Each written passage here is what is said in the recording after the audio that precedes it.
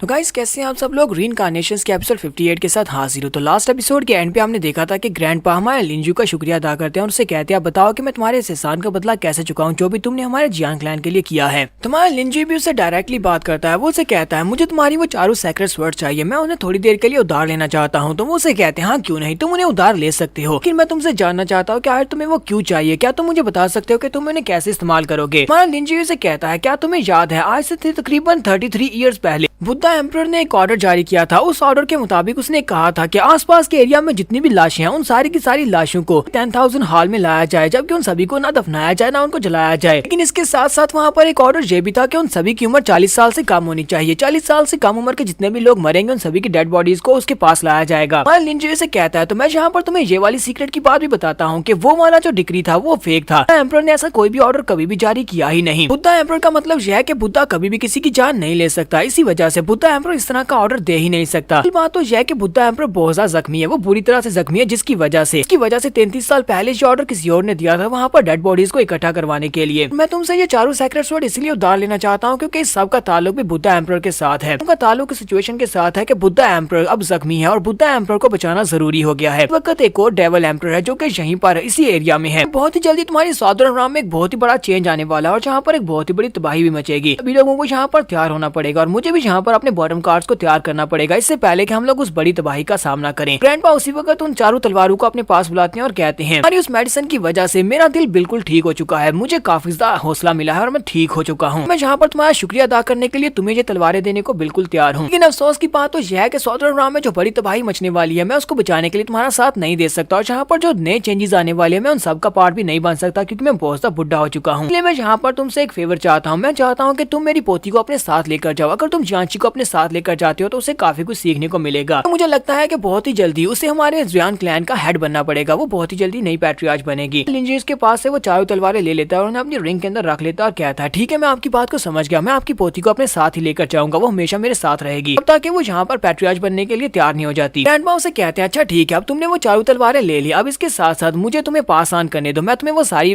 Techniques दे देता हूँ जिन techniques की मदद से तुम यहाँ पर उस बड़ी किलर फॉर्मेशन को एक्टिवेट कर सकते हो, उस फोर्स वर्ड सेक्रेट फॉर्मेशन को एक्टिवेट कर पाओगे जो तुमने वहाँ पर देखी होगी उस पॉन्ड के पास। अगर तुम्हारे पास चारों स्वर्ड मौजूद हैं लेकिन तुम्हारे पास वो मेथड नहीं है तब भी तुम उस सेक्रेट स्वर्ड फॉर्मेशन को एक्टिवेट नहीं कर पाओगे। अगर तुम मेरे पास से वो तरीका नहीं लेते तो हमारा लिंजू से कहता है स्वर्ड मास्टर आपका बहुत बहुत शुक्रिया, लेकिन आपको मुझे वो मेथड बताने की जरूरत नहीं है। मैं वहाँ पर कोई सेक्रेट स्वर्ड फॉर्मेशन एक्टिवेट नहीं करने वाला कि मैं इन चारों स्वर्ड्स को वहाँ पर यूज करने के बाद एक 5 destructive divine killing formation activate करने वाला हूँ जो कि गॉड किलिंग फॉर्मेशन होने वाली है। ये बात सुनते ही ग्रैंडपा बहुत ज्यादा हैरान हो जाते हैं और कहते हैं ऐसा कैसे हो सकता है, क्या तुम वाकई में the great God killing formation activate करने वाले हो? ये वाली फॉर्मेशन तो आज से हजारों साल पहले ही खो चुकी है, किसी को भी इस फॉर्मेशन के बारे में कुछ भी याद नहीं है, क्या तुम्हें वाकई में अभी तक इस फॉर्मेशन का तरीका याद है? लिंजू उठ कर खड़ा हो जाता है और पीछे मुड़ जाता है और उसे कहता है मुझे ये वाली टेक्निक बाई चांस मिली थी लेकिन फिलहाल के लिए मुझे किसी और जगह पर जाना है। अभी मैं फिलहाल जाओ क्लैन में जाने वाला हूँ क्योंकि मुझे वहाँ पर किसी से मिलने के लिए जाना है, प्लीज मुझे माफ करना, फिलहाल मुझे जाना पड़ेगा। तो वो उसे कहते हैं हाँ क्यों नहीं, मुझे माफ करना कि मैं तुम्हें दरवाजे तक छोड़ने के लिए नहीं आ सकता। साथ ही हमारा लिंजू अंदर से सोच रहा होता है इस बुड्ढे को क्या लगता है कि मैं इतनी आसानी के साथ इसे ये वाली फॉर्मेशन का टेक्निक बता दूंगा, यानी गॉड किलिंग फॉर्मेशन का मेथड बता दूंगा। को सीखने के लिए मैं पूरे 1 लाख साल तक मरता रहा हूँ और फिर जिंदा होता रहा हूँ। लिंजू जब वहाँ से जा रहा था तो उसी वक्त जियान क्लैन का एक लड़का भागता हुआ आगे बढ़ता है और अपने पैट्रियार्च से कहता है पैट्रियार्च लड़के ने हमारे पास से सब कुछ छीन लिया, इसने हमारे मरे हुए लोगों के पास से उनकी रिंग्स ली और उनके अंदर जितना भी खजाना था वो सारे का सारा ले लिया और खाली रिंग्स हमें वापस कर दी। को नहीं लगता कि हमें जाकर इस लड़के से पूछना चाहिए कि इसने वो सब कुछ कहाँ रखा है, वो हमें वापस दे। ग्रैंडपा उसकी बात सुनने के बाद गुस्सा आ जाता है और इसी के साथ ही वो एनर्जी को रिलीज करती है जिसके साथ वो लड़का पीछे दीवार के साथ जाकर पटकता है, उसके मुंह से ब्लड निकलता है, वो वहीं पर बेहोश हो जाता है। ग्रैंडपा कहते हैं क्या तुम्हें दिखाई नहीं देता वो लिंजू उसकी क्वालिफिकेशंस कितनी ज्यादा है, उसके पास एक एम्परर बनने की क्वालिफिकेशंस, और तुम्हें लगता है कि मैं उससे सवाल पूछूं, मैं उससे कहूं कि वो रिंग्स में मौजूद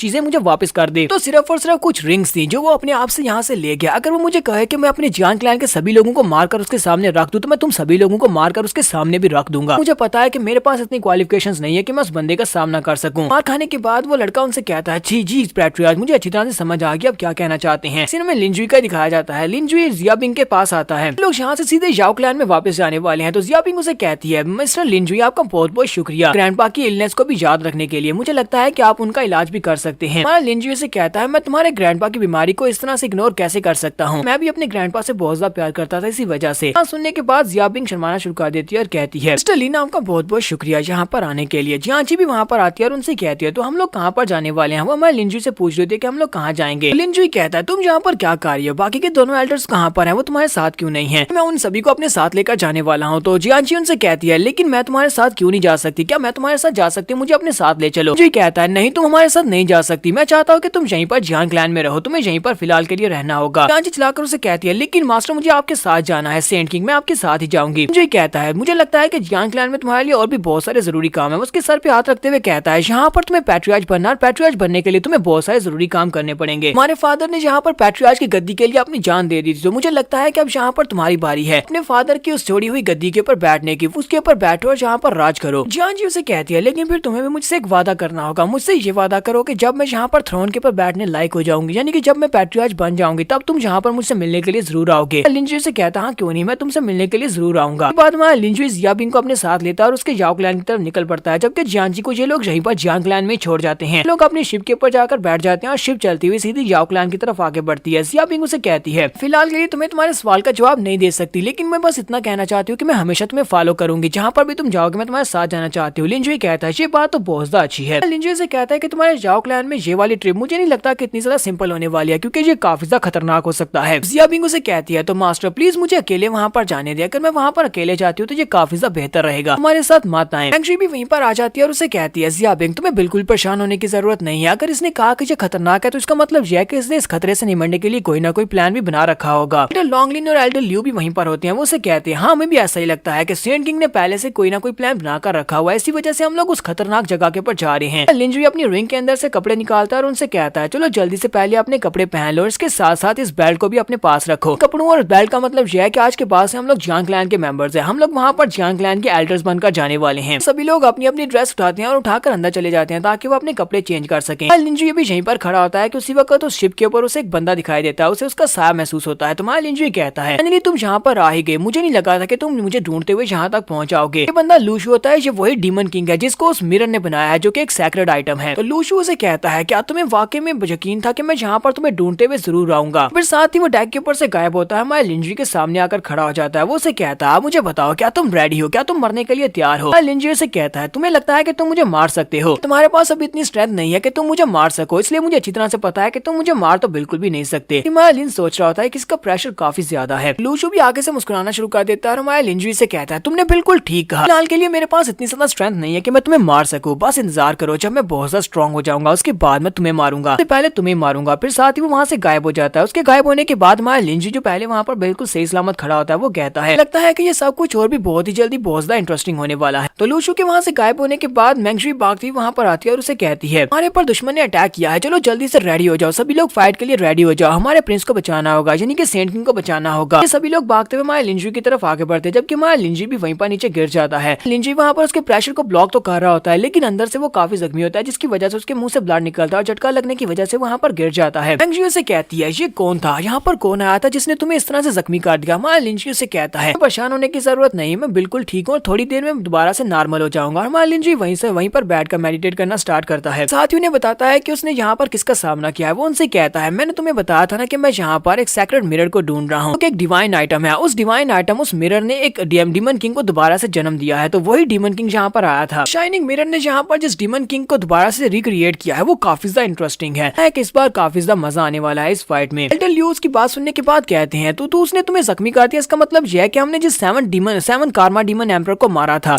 कार्मा डीमन एम्पर से ज्यादा पावरफुल है, हम लोग उसको यहाँ पर कैसे हराएंगे? लिंजुई वहीं पर बैठे बैठे अपनी एनर्जी को दोबारा से रिकवर कर लेता है और साथ ही वो ब्रेक थ्रू कंप्लीट कर लेता है। बाकी के सभी लोग भी देखकर काफी हैरान होते हैं कि यहीं पर बैठे बैठे इसने ब्रेक थ्रू कर लिया। लिंजुई कहती है इस बंदे की फिजिक जितनी ज्यादा बेहतर होती जाती है उतनी ज्यादा ये लेवल अप करता है और उतनी ज्यादा जल्दी इसकी एनर्जी बढ़ती जाती है और जो ब्रेक थ्रू कंप्लीट कर लेता है। लिंजुई वहीं पर बैठे बैठे दोबारा से मेडिटेट कर रहा था और उसके बाद वो अपनी तरफ देखता और कहता है तो यहाँ पर रीइंकार्नेशन राम के 6 लेवल तक पहुंच चुका हूँ, मैंने यहाँ पर बैठे बैठे 2 इकट्ठे लेवल अप्स किए हैं, तो बिल्कुल भी बुरा नहीं है, ये बहुत ही अच्छा है। लिंजुई जब वहाँ पर बैठकर कल्टीवेट कर रहा था वो साइड के ऊपर देखता है तो वो सभी लोग वहीं पर खड़े होते हैं। वो उनसे कहता है तुम सभी लोग यहाँ पर इस तरह मुंह बनाकर क्यों खड़े हो, सारे टाइम तुम क्या करते रहे हो? सभी लोग उसकी बात सुनने के बाद हैरान होते हैं और कहते हैं अब हम लोग यहाँ पर क्या करें, सारी टाइम तो हम लोग यही देखते रहे हैं कि ये यहाँ पर बैठकर कल्टीवेट कैसे कर सकता है, तुमने तो हम सभी को बहुत ज्यादा डरा दिया था, जिसकी वजह से हम लोग यहाँ पर सारा टाइम तुम्हारा ध्यान रखते रहे और तुम्हें देखते रहे। लिंजुई से कहता है अच्छा ठीक है प्लीज मुझे माफ करना है कि हम लोग याओ क्लैन में पहुंच आए हैं, बहुत ही जल्दी हम लोग उतरने वाले हैं, तो जल्दी से वहाँ पर चलते हैं और जाकर याओ क्लैन के ग्रैंडपा से मिलते हैं। तो यहाँ पर हम लोग अपनी एपिसोड 58 का एंड करेंगे। तो नेक्स्ट एपिसोड में देखेंगे कि हमारा लिंजुई यहाँ पर मेडिसिन जियान क्लैन की ग्रैंडपा की बीमारी को भी ठीक कर पाएगा या नहीं। तो एपिसोड की एक्सप्लेनेशन अच्छी लगी हो तो कमेंट करके जरूर बताइएगा। चैनल को सब्सक्राइब कर दे, वीडियो को लाइक और शेयर कर दें। शुक्रिया।